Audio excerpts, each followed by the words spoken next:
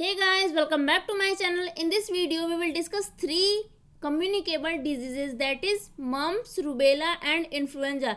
So now let's start with the mumps. See, इसका causative agent होता है myxovirus paraotitis and ये mostly parotid gland को affect करता है. Okay, see causative agent का name भी same है मिक्सोवायरस पैरोटाइटिस एंड इसका इंक्यूबेशन पीरियड जो होता है ये होता है 2 to 3 वीक्स आप कह सकते हो या फिर 14 to 21 days. Okay, source of infection इसमें भी केसेस ही होते हैं.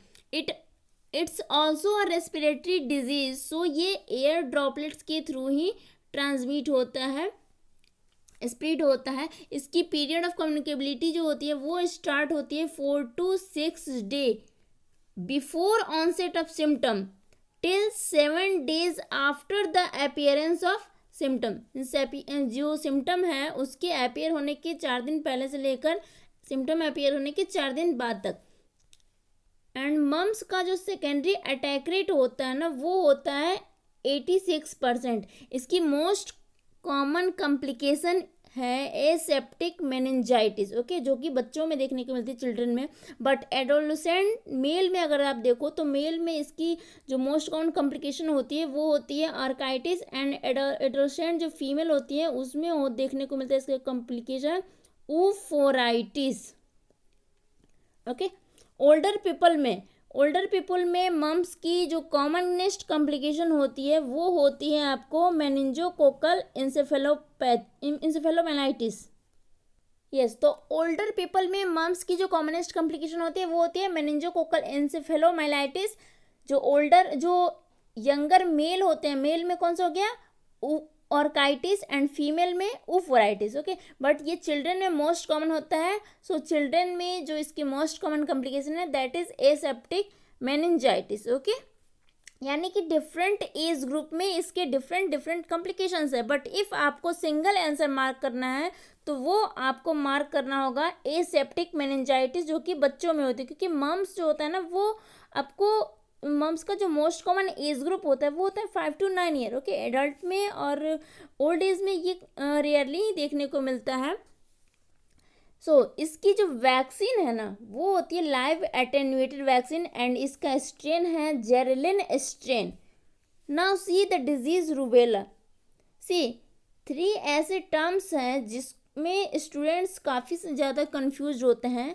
रूबेला, रूब्यूला और रूबियोला. ओके, इसमें से मिजल्स डिजीज़ है रूबियोला. ओके, तो मिजल्स डिजीज़ होता है रूबियोला. रूबेला को हम जर्मन मीजल्स कहते हैं. ओके, एंड रूब्यूला जो है ये रूब्यूला मम्स का ही सिनोनिम्स है. ओके, सो आपको ये सिनोनिम्स याद रखने हैं. रूबेला का कॉजेटिव एजेंट अब देखते हैं. तो रूबेला का पॉजिटिव एजेंट होता है आरएनए टोगा वायरस एंड इसका इंक्यूबेशन पीरियड होता है 2 to 3 वीक्स या फिर 14 to 21 डेज आप कह सकते हो. इसके भी सोर्स ऑफ इन्फेक्शन जो है ना वो केसेस होते हैं, इसमें कैरियर नहीं होते हैं. तो कैरियर नहीं होते हैं तो आपको आइसबर्ग फेनोमेना नहीं सीन होगी. ओके, मोड ऑफ ट्रांसमिशन इसका भी है जो रेस्पिरेटरी एयर ड्रॉपलेट्स के थ्रू ही होता है बिकॉज ये एक रेस्पिरेटरी कम्युनिकेबल डिजीज है. ओके, ना सी रूबेला की जो पीरियड ऑफ कम्युनिकेबिलिटी होती है ना ये होती है 1 week before appearance of symptom to 1 week after rash. After appearance of rash means symptom appear होने के 1 वीक पहले से लेकर रैश अपेयर होने के 1 वीक बाद तक ये कम्युनिकेबल होता है. रूबेला की जो वैक्सीन है वो लाइव एटेन्यूएटेड होती है एंड इसके स्ट्रेन है RA27/3 स्ट्रेन. सी लाइव वैक्सीन होने की वजह से it is contraindicated in pregnancy. आपको पता है कि live vaccine all live vaccine are contraindicated in pregnancy except yellow fever का भी दे देते हैं जब वो एंडेमिक एरिया में फीमेल होती है तो. ओके, यानी कि वैक्सीन चैप्टर में डिटेल में मैंने बताया कि कौन कौन सी वैक्सीन जो है वो प्रेगनेंसी में कंट्रा इंडिकेट होती है. सी इफ़ प्रेगनेंसी में अगर किसी को रूबेला हो जाए तो बेबी में कंजेनाइटल रूबेला सिंड्रोम होने का चांस काफ़ी ज़्यादा इंक्रीज कर जाता है. इस वैक्सीन को प्रेगनेंसी से पहले देना चाहिए. ओके, इसका फर्स्ट प्रायोरिटी ग्रुप जो होता है वो होता है non pregnant and non lactating women, जो कि 15 to 49 ईयर्स की होती हैं, जो नॉन प्रेग्नेंट भी हो और नॉन लैक्टेटिंग होनी चाहिए। Okay, so if first trimester में, अब देखते हैं, अगर फर्स्ट ट्राइमेस्टर में कॉन्जेनाइटल रूबेला सिंड्रोम का जो ट्रांसमिशन हो जाए, मतलब कॉन्जेनाइटल रूबेला सिंड्रोम अगर होता है, तो उसमें क्लासिकल ट्रायड होता है जिसकी 3 फीचर्स होती हैं। एक तो हो सकता है बेबी को cardiovascular defect, cataract and deafness होता है। ओके, तो हमेशा एग्जाम्स में क्वेश्चन आता है कि congenital rubella syndrome triad of manifestation included all except. तो इसमें जो कॉन्जेनाइटल रूबेला सिंड्रोम जो बच्चे को होता है, जो फर्स्ट ट्राइमेस्टर में अगर फीमेल इन्फेक्टेड हो जाती है रूबेला से, तो उसके बच्चे को 3 डिजीज होने के चांस हैं। जो सिंड्रोम है कॉन्जेनाइटल रूबेला सिंड्रोम, इसमें होता है cardiovascular defect, cataract and sensory neural deafness. Okay, तो फर्स्ट ट्राइमेस्टर में होता है। तो ओके, तो कार्डियोवास्कुलर डिफेक्ट जो है ना, इसमें सबसे मोस्ट कॉमन होता है इसमें patent ductus arteriosus. And most common जो डिफनेस होती है वो होती है सेंसरी न्यूरल डिफनेस। ओके, सी डिजीज का जो मोस्ट कॉमनली जो होता है डिजीज का इन्फेक्शन, तो वो आपको फर्स्ट ट्राइमेस्टर में होता है और उसी टाइम ये सबसे ज़्यादा डेंजरस भी होता है। बट इफ़ ट्रांसमिशन हो सेकेंड ट्राइमेस्टर में, early phase of second trimester, अगर सेकेंड ट्राइमेस्टर के अर्ली टाइम में अगर ट्रांसमिशन होता है, फर्स्ट ट्राइमेस्टर में तो आपको पता है कि 3 चीज़ें हो सकती हैं। कार्डियोवास्कुलर डिफेक्ट जिसमें most common patent ductus arteriosus है, कैटरैक्ट हो सकता है, सेंसोन्यूरल डिफनेस हो सकता है। बट इफ़ सेकेंड ट्राइमेस्टर के अर्ली फेज में अगर ये ट्रांसमिशन हो, तो इस टाइम में सिर्फ आपको एक ही चीज़ देखने को मिलेगा, सेंसरी न्यूरल डिफनेस। एक ही सिम्टम मैनिफेस्ट होती है। एंड इफ़ ये थर्ड ट्राइमेस्टर में मदर टू चाइल्ड ट्रांसमिट होता है रूबेला, तो कोई भी मैनिफेस्टेशन नहीं होती है। ओके, बेबी देखने में हेल्दी होता है अगर थर्ड ट्राइमेस्टर में बेबी को ट्रांसमिट होता भी है रूबेला तो। Now clear? So first trimester में मोस्ट डेंजरस, सेकेंड ट्राइमेस्टर में least dangerous, but third trimester में जो रूबेला होता है वो उतना डेंजरस नहीं होता है, कोई मैनिफेस्टेशन उसकी नहीं देखने को मिलती है। Now let's talk about influenza. See इसका पॉजिटिव एजेंट होता है ऑर्थोमिक्सो वायरस। ये 3 टाइप्स के होते हैं, टाइप ए, बी एंड सी। तो इसमें type A is the most common, सबसे कॉमन जो होता है वो टाइप ए होता है। Most common cause of epidemics of influenza, ये इन्फ्लुएंजा के एपिडेमिक का सबसे मोस्ट कॉमन कॉज होता है। It is the only cause of pandemic. Okay, type A जो है वो टाइप बी जो है ये ओनली कॉज ऑफ पैंडेमिक होता है, पैंडेमिक करता है। टाइप ए के सब टाइप में आप देखो तो इसमें मोस्ट कॉमन है H3N2। सब टाइप्स में मोस्ट कॉमन हो गए आपके H3N2, H1N1, H5N1 and H7N1। Okay, इसमें H जो है ना, H रिप्रेजेंट करता है हीम एग्लूटिनिन को, and N is for neuraminidase. Okay, exams में काफ़ी सिंपल क्वेश्चन आता है, which of them is most common type of influenza in the world. Means इसमें से कौन जो है वो सबसे मोस्ट कॉमन टाइप इन्फ्लुएंजा है वर्ल्ड का। So most common type is the H3N2। H1N1 का जो H1N1 is the positive agent of, जो H1N1 होता है ये किसका पॉजिटिव एजेंट है, ये स्वाइन फ्लू का पॉजिटिव एजेंट है।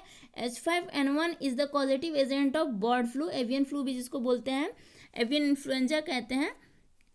H7N9 ये भी एवियन फ्लू ही है, लेकिन ये न्यू डिजीज है जिसका आउटब्रेक 2013 में चाइना से स्टार्ट हुआ था। सो टाइप ए इन्फ्लुएंजा की एपिडेमिक्स को देखें तो टाइप ए इन्फ्लुएंजा की एपिडेमिक्स होते हैं 1 to 3 ईयर में, 2 से 3 साल पर ये फिर से इसकी एपिडेमिक होती है। टाइप बी के एपिडेमिक्स 4 to 7 ईयर्स में एक बार होते हैं। इन्फ्लुएंजा टाइप सी जो होता है ना, वो मिल्ड इलनेस करता है, सो ये ह्यूमन एपिडेमिक नहीं करता है। सी इन्फ्लुएंजा टाइप ए का पैंडेमिक होता है 10 to 15 ईयर्स, और यहाँ पे टाइप ए का पैंडेमिक होगा। ओके, तो इन्फ्लुएंजा टाइप ए का पैंडेमिक जो होता है वो होता है 10 to 15 years. Remember, influenza type C का मैंने कहा कि इसमें मिल्ड इलनेस होती है, सो ये epidemic show, human epidemic show नहीं करता है। इन्फ्लुएंजा में इतने तरह के एपिडेमिक, पैंडेमिक, एंटीजेनिक वेरिएशंस की वजह से होता है। ओके, तो ये मोस्टली जो टाइप ए इन्फ्लुएंजा की वजह से होती है, एंड ये एंटीजेनिक वेरिएशन जो होते हैं वो 2 टाइप के होते हैं। मैंने आपकी प्रीवियस वीडियो में भी आपको बताया है कि जो इन्फ्लुएंजा के एंटीजेनिक वेरिएशंस होते हैं वो 2 टाइप के होते हैं, antigenic shift, antigenic drift.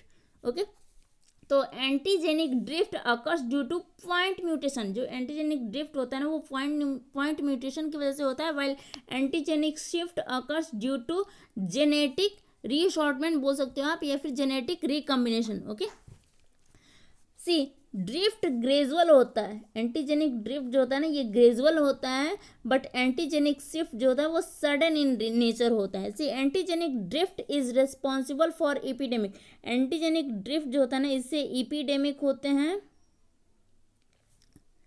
While antigenic shift is responsible for pandemic. Antigenic shift की वजह से पैंडेमिक होते हैं। Okay, incubation period of influenza को देखें तो ये होता है 18 to 72 आवर्स, या फिर आप कह सकते हो 1 to 3 डेज। इसका पीरियड ऑफ कम्युनिकेबिलिटी होता है ऑनसेट ऑफ सिम्टम के 1 to 2 डेज प्रायर, पहले से लेकर सिम्टम अपियर होने के 1 to 2 days later, symptom appear होने के 1 से 2 दिन बाद तक। H1N1 टाइप ए इन्फ्लुएंजा, जिसे हम पॉपुलर लैंग्वेज में स्वाइन फ्लू कहते हैं, let's start with its risk factor of severe disease. Okay, तो जो रिस्क फैक्टर होता है सीवियर डिजीज में, ये इसमें से आते हैं चिल्ड्रेन एंड इन्फेंट। ओके, इसमें सबसे ज़्यादा बच्चे ही अफेक्टेड होते हैं।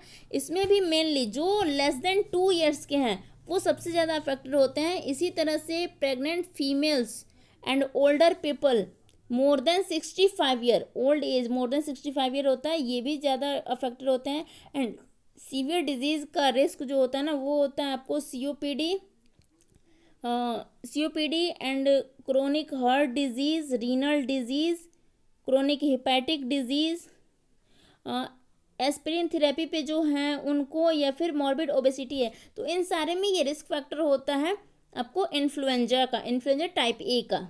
Okay, now see the lab diagnosis. See, RT-PCR is the most sensitive test for the influenza type A, and इसके डायग्नोसिस के लिए हम नेजोफेरेंजियल स्वैब लेते हैं। ड्रग ऑफ चॉइस इसके लिए है ओसेल्टामिवीर। इसका यूजुअल जो डोज होता है वो होता है 75 mg BD for the 5 days.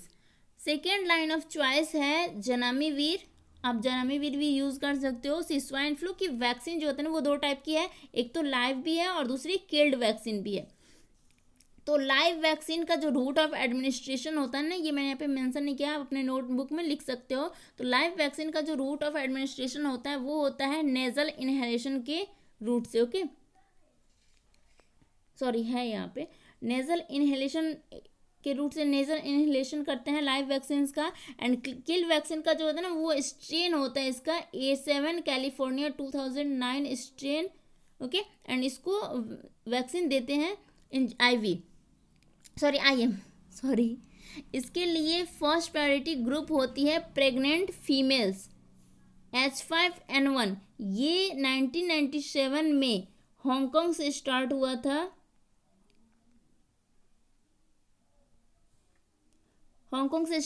And इसकी भी ड्रग ऑफ चॉइस है वो है ओसेल्टामिवीर है, जो हम 75 mg BD देते हैं फॉर द 5 डेज। H7N9 जो बर्ड फ्लू है ये स्टार्ट हुआ था 2013 में चाइना से। इसके लिए भी ड्रग ऑफ चॉइस जो है वो ओसेल्टामिवीर है एंड जनामिवीर भी है, second line drug of choice. ना उसी H1N1 की जो पेशेंट की जो कैटेगराइजेशन है 2020 एंड 2021 का न्यू गाइडलाइन जो ministry of health and family welfare government of India ने रिलीज़ की है। तो इस न्यू गाइडलाइन के अकॉर्डिंग सारे पेशेंट को 4 कैटेगरी में डिवाइड किया गया है, category A, category B1, category B2 and category C। Let's start with category A। तो कैटेगरी A में इसमें वो पेशेंट इंक्लूड होते हैं जिनको माइल्ड फीवर होता है प्लस कफ, सोर थ्रोट होता है प्लस बॉडी एक होता है, और बॉडी एक प्लस और माइनस हो भी सकता है और नहीं भी हो सकता है, विथ और विदाउट बॉडी एक। डायरिया होता है वोमिटिंग होती है। ओके तो इन पेशेंट्स का कोई टेस्ट नहीं करना पड़ता है, so there is no testing, no oseltamivir treatment given symptomatically. इसमें जो आपको टाइप ए है, इसमें जो ट्रीटमेंट देना होता है ना वो सिम्टोमेटिकली आपको देना होता है। ओसेल्टामिविर इसमें नहीं देते हैं ड्रग ऑफ चॉइस, और कोई टेस्ट की नीड नहीं होती है। इनको हम होम आइसोलेशन करते हैं, इनका रीअसेसमेंट 48 आवर के बाद करना चाहिए। Okay now see category B, तो इसमें ऑलरेडी कैटेगरी ए के सारे फीचर्स इंक्लूडेड होते हैं, प्लस में हाई ग्रेड फीवर होता है, प्लस सीवियर सोर थ्रोट होता है, तो उसे हम कैटेगरी B1 में इंक्लूड करते हैं। इन पेशेंट्स के मैनेजमेंट में भी नो टेस्टिंग इज़ रिक्वायर्ड। जो टाइप बी होता है इसमें भी टेस्टिंग करने की ज़रूरत नहीं होती है।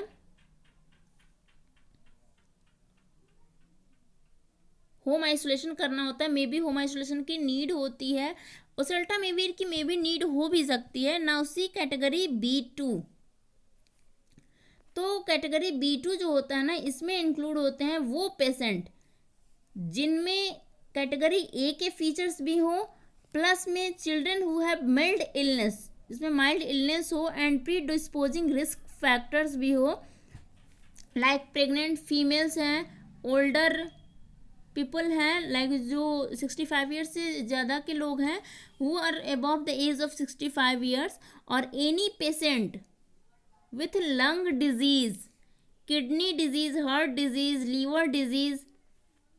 ओके या फिर आपको हो सकता है उसे blood disorder, diabetes, neurological disorder, cancer, HIV, AIDS, long term cortisone therapy कोई ले रहा हो, तो ये सारे जो है ना, ये सारे इंक्लूड होते हैं कैटेगरी बी में। ओके इन B2 में इन पेशेंट्स का जो मैनेजमेंट होता है ना, उसके लिए हम होम आइसोलेशन करते हैं पेशेंट का, एंड ओसेल्टामिविर देते हैं drug of choice when needed. Use broad spectrum antibiotics, means जब यूज़ हो, जब ज़रूरी हो, तो ब्रॉड स्पेक्ट्रम जो एंटीबायोटिक है ना, BSA means broad spectrum antibiotics, जहाँ पे नीड होती है वहाँ पे हम देते हैं। इसमें भी there is no need of testing, testing की नीड नहीं होती है B2 में। Now see the category C, तो कैटेगरी सी में वो पेशेंट आते हैं ना जिनमें कैटेगरी A एंड B के फीचर्स के साथ साथ कैटेगरी A एंड B के फीचर्स हों, प्लस में ब्रेथलेसनेस हो, चेस्ट पेन हो, ड्रोजिनेस हो, हाइपोटेंशन, हेमोप्टाइसिस, साइनोसिस, तो ये सारे हों। चिल्ड्रंस जिनमें सोमनोलेंस हो, हाई परसिस्टेंट फीवर हो जिन बच्चों को, या फिर कन्वर्जन, शॉर्टनेस ऑफ ब्रेथ, या फिर डिफ़िकल्टी इन ब्रीदिंग हो। ओके या फिर किसी तरह का जो क्रोनिक डिजीज़ की वर्सनिंग हो, डिफ़िकल्टी इन द ब्रीदिंग हो गया, and worsening of the chronic disease, तो ये सारे में से कोई भी इंक्लूडेड हो तो उसे हम कैटेगरी सी में रखते हैं। तो इस कैटेगरी सी के पेशेंट को मैनेज करने के लिए इमीडिएट हॉस्पिटलाइजेशन करते हैं पेशेंट की, एंड इस पेशेंट को भी drug of choice, immediate hospitalization के बाद में ड्रग ऑफ चॉइस इसको ओसेल्टामिविर स्टार्ट करते हैं, एंड डायग्नोसिस के लिए इस पेशेंट के थ्रोट स्वैब को सेंड करना होता है लेबोरेटरी में। Okay so in the next video we will discuss diphtheria. So if you have not subscribed my channel yet, then kindly do subscribe it and click on the bell icon so that notification of my upcoming video reaches you. Okay, thank you.